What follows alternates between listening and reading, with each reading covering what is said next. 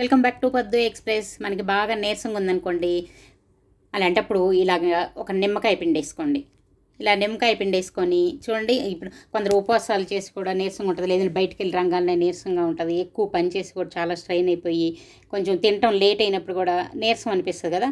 అలాంటప్పుడు ఇలా ఒక నిమ్మకాయ పిండుకొని ఒక గ్లాస్లోకి ఈ నిమ్మకాయ రసాన్ని తీసుకోవాలి.